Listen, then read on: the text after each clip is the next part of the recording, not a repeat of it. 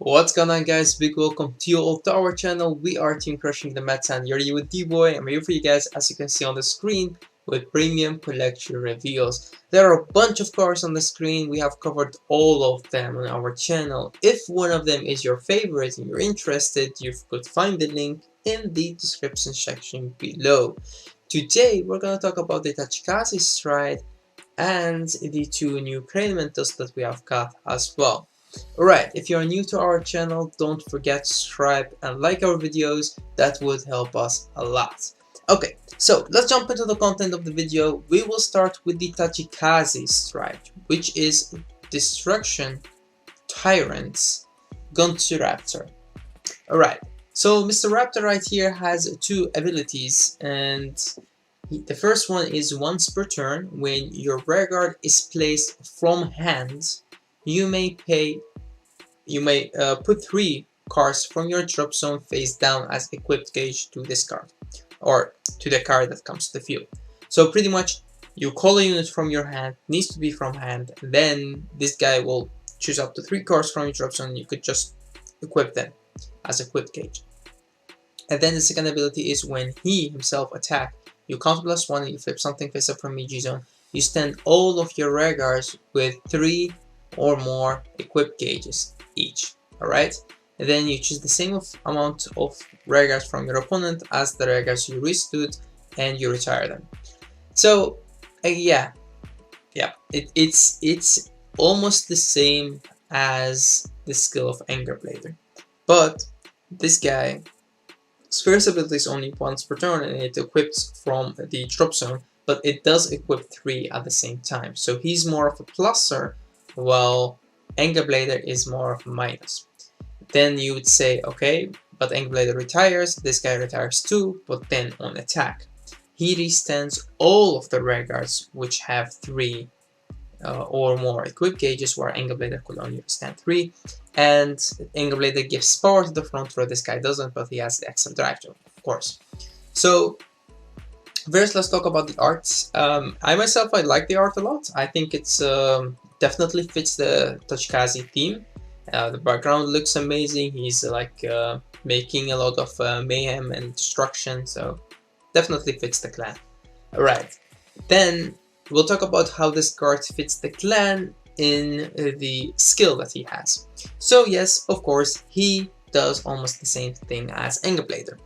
Is that he strange? Because I've seen a lot of people on Facebook making memes and things about this, which I love a lot. I love memes. But the thing is, people are also kind of getting confused. Like, why did Bushi limit Vanguard to 1 in standard, and now they're giving them this stride in premium? Well, the reason why Vanguard is at 1 is because his skill doesn't say that your opponents need to be at grade 3 or you need a grade 3 in your soul. Because of that, if you go first, if you high roll, then you could destroy your opponent while they're on a grade 2.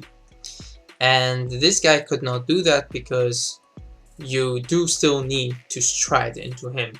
It's not like the Genesis stride where you could just stride while your opponent's at grade 2. No, it doesn't work, so pretty much you do need your opponent to be at grade 3. So they already made a little bit of pluses, and then you could go with this guy and try to kill him. Then of course there are a few more cards that this card would work with very well. Of course we have the monsters, as I like to call them, but you have your promo grade 1 trooper, and of course you have the crazy monster grade 2, which gain both a lot of power from having those equipped gauges. And these guys work very well with him, especially because some of them have kind of the resist that your opponent cannot target them, and because of that they will stay on the field longer, and they're also just hard to get rid of because they have the power that they have, which is continuous in both turns. So yeah, you could pretty much take out your standard deck and you could play this card with this, and pretty much it becomes like a standard plus, which Tachieesszzz already was, because Vanguard was hit in standard and people just want to take it to play in premium. The cards that you just see on the screen right now are the grade 1 and grade 2 plusers. The thing is, this guy gets you the equip gauges from the drop zone. Okay, the second ability of him when attacking, you could resend all of your rare guards. That's alright. That's just like Anger Blader, and that's understandable, right? It's a good skills, very strong. It's not broken. Nothing wrong about it. It's just like the Anger Blader on steroid, having extra drive check and resending everything, but doesn't give power. Also costs a counter blast, so all good. But then we get to go to the first skill again. The first skill has two hidden meanings.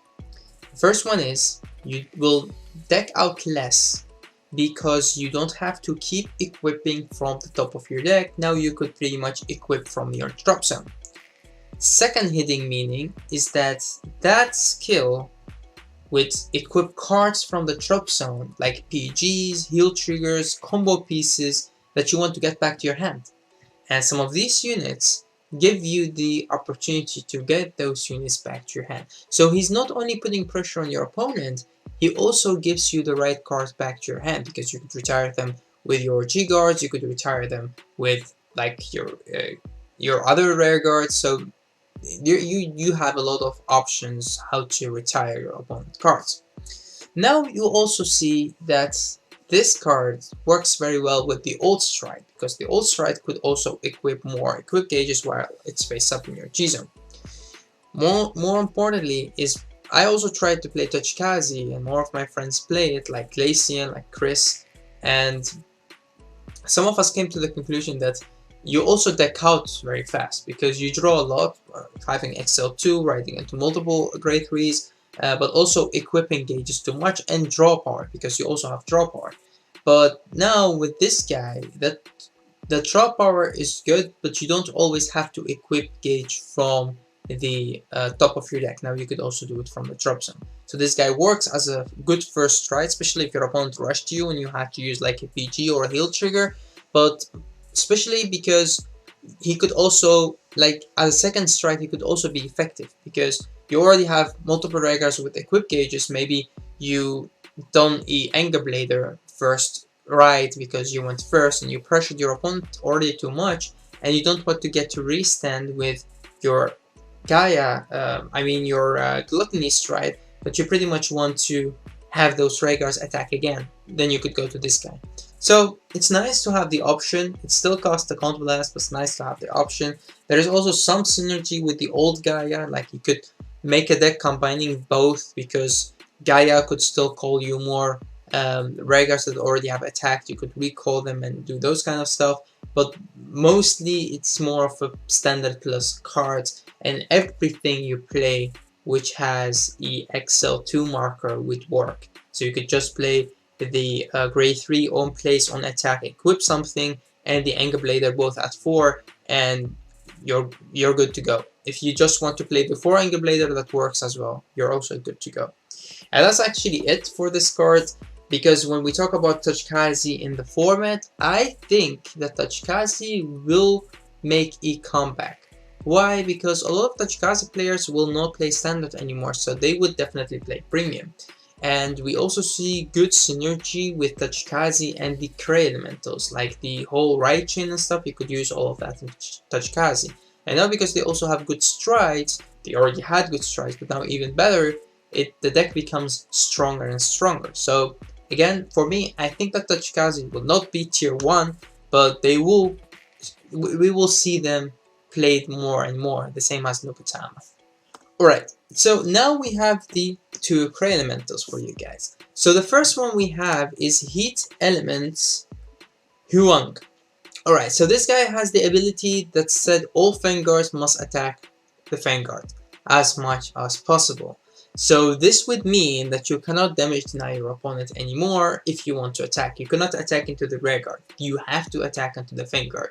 It works for you as it works for your opponent.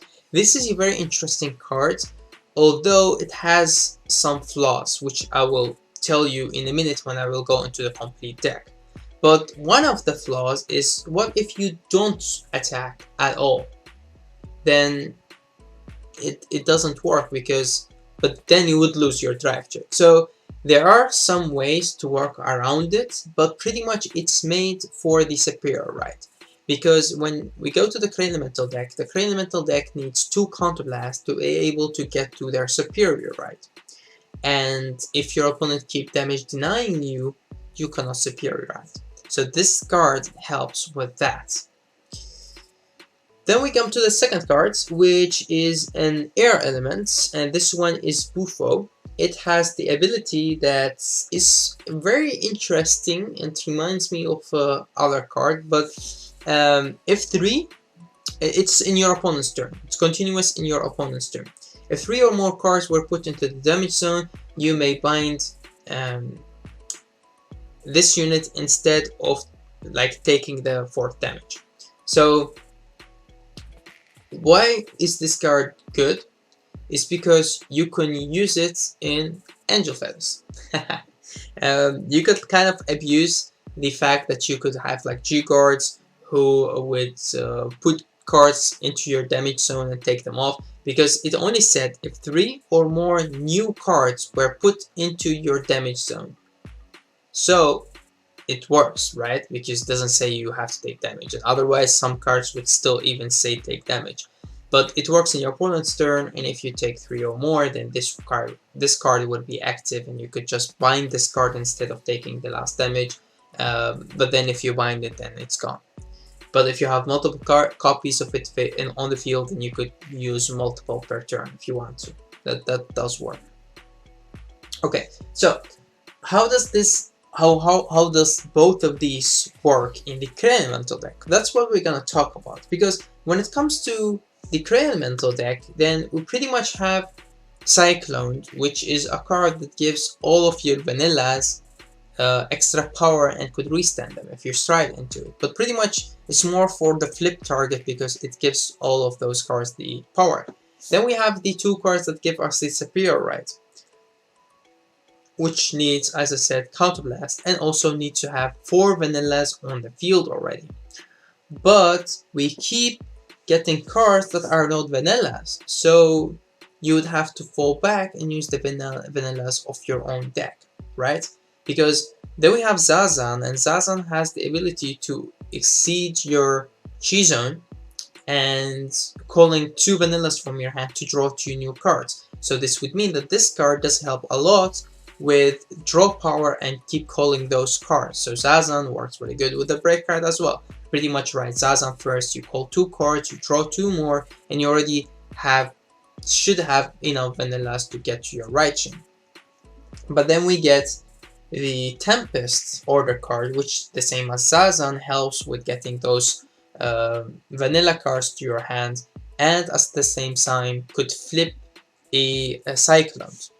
But then we get the Bufuo, we get the amazing art on the heat element there, like the colors of the water and the colors of the flames, like his own flame, and this would be a double R, so this would definitely look amazing. But again, these cards, all of them are not vanillas. The only card that we have as a vanilla is the 15k shield, which I expected to have more vanillas. And we have only 1 card left. We have only 1 Cray Elemental left, which could be a vanilla, but maybe it isn't a vanilla at all, which is also a great one. So if you ask me, I think it's really nice to have all of these Cray Elementals, but I think that the air element was not needed, because this doesn't really work in this deck. Problem with them is they are not vanillas. So if you have multiple of these on the field, you cannot get your Zazan skill, or in your hand you cannot get your Zazan skill off. If you have them on the field, you cannot get to your superior right. So you will not play all of these. Maybe you play one-offs, but you will not play all of these, because you need to have the vanilla cards to be able to get to your let's say to superior right, or to get the power from Cyclone. So those are some flaws that these cards have. I expected them to have like a continuous ability. This card is also a vanilla, that would work, but because they don't have that, then it's iffy how this deck would work out. Because the way I see it, if you really want to play the superior right, then you'll pretty much play the grade 3s. You will play the grade 3, I mean. You will play the grade 2, both of the grade 2 definitely at 4, the grade 3 maybe at 2, and then you will play Zazan at least at 3 or 4, and you could play Tempest. Those are important cards to play. You will also play maybe the 15k Shield Cray Elemental, and pretty much you would have to play the other vanillas need to be in your current clan. But when you look at the clans, some clans have way more choices than others. Like when I talk about Spike Brothers, when it comes to the grade 2 lineup, we have only one vanilla, which is the 10k shield, 10k body. We have 2 copies of it, or 2 different arts, but still we have only that choice. And when we come to the grade 1, we have the 9k no shield.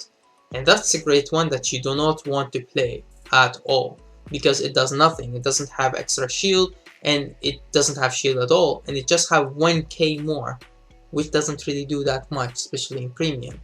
But then you have other clans which have the, especially Excel clans, they have the 12k no shield, grade 2, they have the grade 2 with the extra crit, and when it comes to Protect, they have more of the 15k shield. So I force sometimes, like Kagero has also the grade 1 that cannot boost but could intercept. It's also a very interesting one.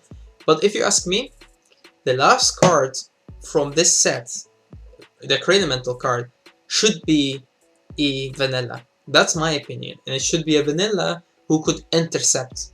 Like a grade 1 with 10k shield and intercept, and its power could be 8. I don't know. It's like the same one that we have in Kagero. If it's something like that, then that's amazing. If it's something that supports the superior right, that's also good. Although I think that the grade 1 from the superior right is actually Zazan, because it's own right and own place. But I don't know. Let's wait and see how and what the last card would be. And that's actually it for me, this video. I would like to thank you all for watching. Thank you all for listening, and also for telling us your thoughts in the comment section below. I love reading all of those comments and answering you guys. If you need any help with the upcoming decks, if you're building some of them, then we could help you out with that. If you want to help us out, tell us your deck build with one of these tries that you're trying to build. Me, myself, I'm working on a Turbo GB8 build for Spike Brothers, and I'm waiting until we have like the Spike Brother reveal, because we don't have that yet. But I'm very hyped for that. So again, thanks for watching, guys. Until next time.